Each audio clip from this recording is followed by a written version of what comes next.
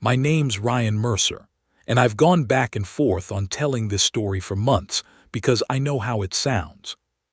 If somebody told me this happened to them, I'd assume they were lying, sleep-deprived, or having some kind of breakdown.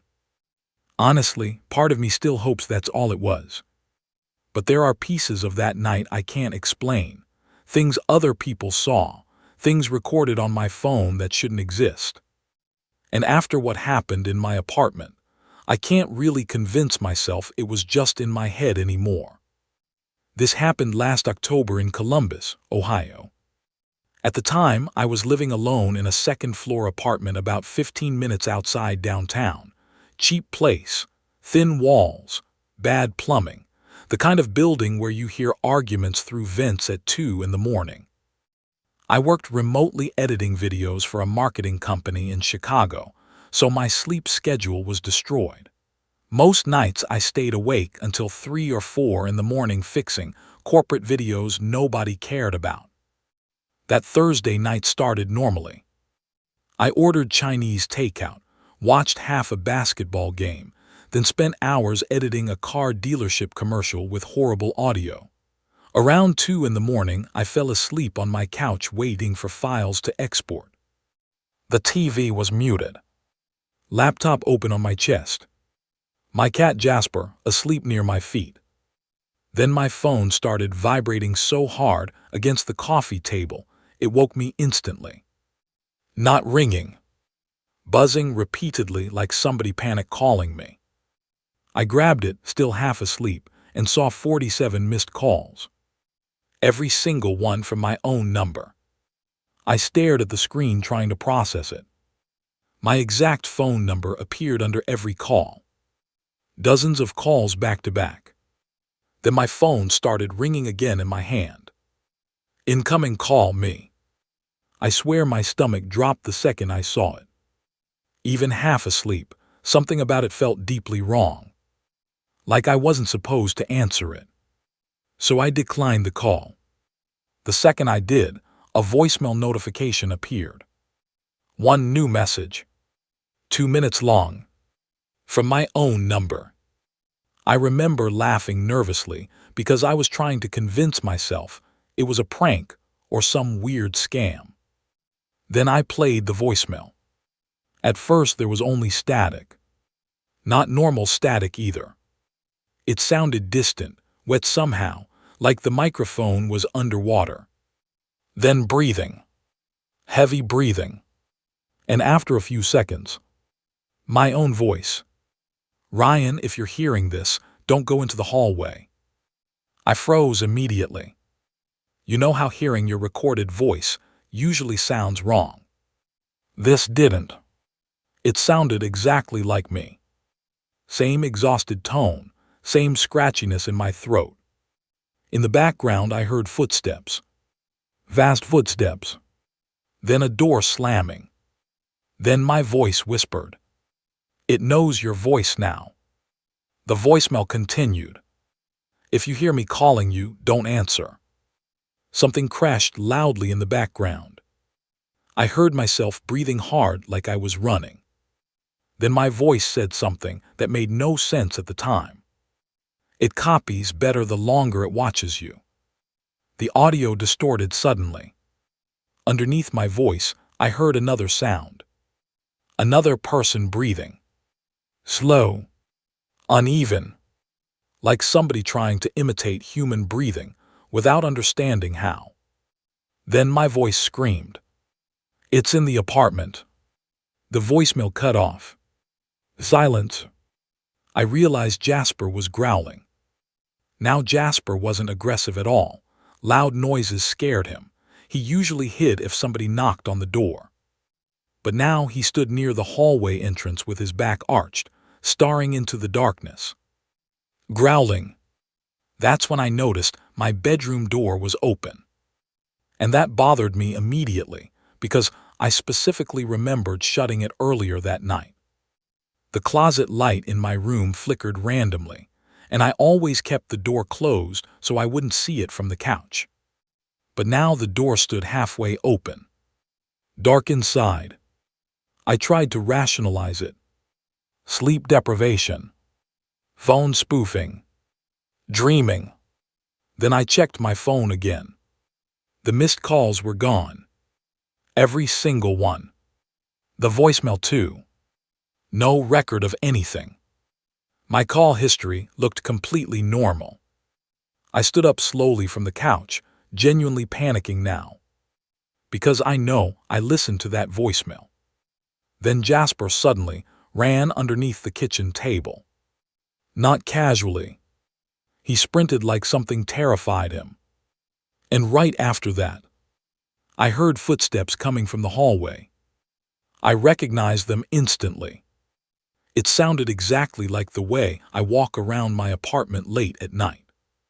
Except I wasn't moving. The footsteps stopped outside my bedroom door. Then I heard my own voice. Ryan. Perfectly clear. Perfectly normal. Coming from inside the hallway.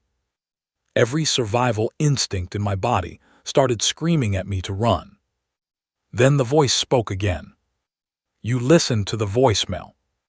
It sounded almost right, but emotionless, like somebody repeating words without understanding them. I grabbed my phone and backed toward the front door. The voice changed instantly. More urgent now. Ryan, don't leave me in here. And I swear to God, it sounded scared. That almost got me. Because it sounded human. Then my phone buzzed again. Another voicemail. 3 seconds long. I played it. My own voice whispered. Don't let it see you looking at it. The apartment lights flickered. Once. Twice. Then everything went dark. At the exact same moment. Something moved in the hallway. Vast. My phone flashlight turned on automatically, and for half a second I saw someone standing near the hallway entrance. Me. Same black hoodie. Same height. Same face. But wrong somehow. Its smile stretched wider than mine physically could. Its eyes looked empty. Not black. Not glowing. Just hollow. The thing tilted its head slowly. Then, in my exact voice, it said, You weren't supposed to hear the messages yet. I ran immediately. Pure instinct. I grabbed my keys and sprinted for the front door. Behind me, I heard footsteps running too. Perfectly matching mine. I yanked the apartment door open so hard, I nearly slammed into my neighbor, Daniel. He stood there in pajama pants holding his phone. And he looked terrified. Ryan, he said, what the hell is happening? I heard screaming. I turned around instantly. The hallway inside my apartment was empty. No movement. Nothing. Daniel looked past me into the apartment. Then his face changed completely. All the color drained out of it. He whispered, Who's that? I already knew before I turned around. At the end of the hallway, something wearing my face stood there smiling at us. And this time it looked perfect. No stretched features. No distorted body.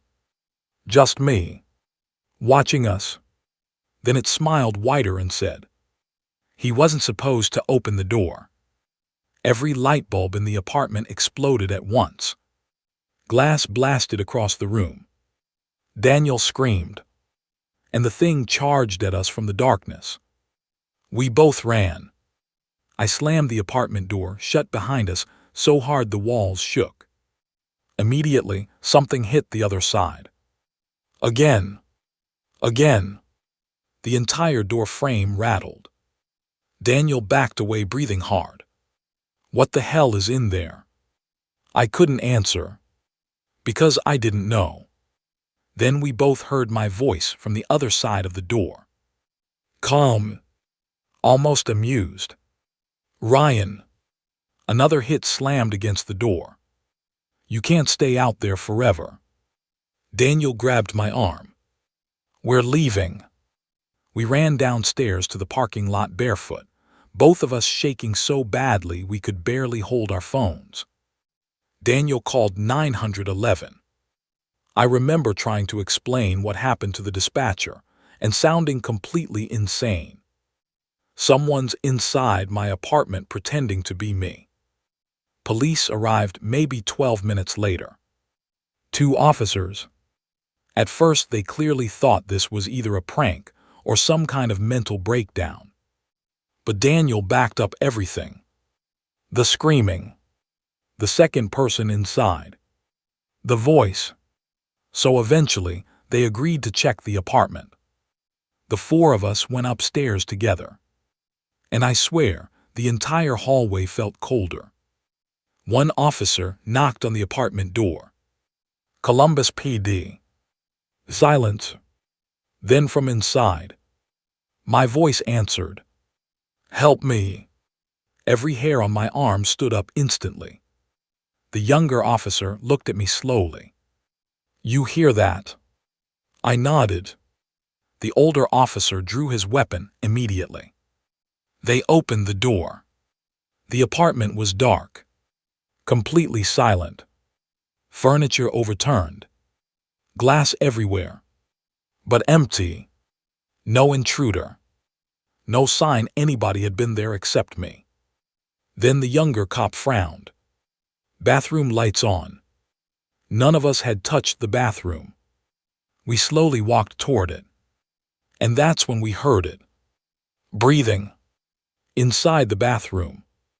The older officer pushed the door open fast. The bathroom was empty. But the mirror had writing on it. Written in steam. 3 words. He let me out. The younger officer stumbled backward. And at that exact moment, my phone rang again. Incoming call me. Everyone saw it. Everyone. The older officer grabbed my phone from my hand and answered on speaker. For 3 seconds there was only static. Then my own voice whispered, "Turn around." The bathroom door slammed shut behind us, and something on the other side hit it once, hard enough to bend the frame inward. The officers unloaded their weapons through the door instantly. 6 shots, deafening inside that apartment. Then silence. The older officer ripped the bathroom door open.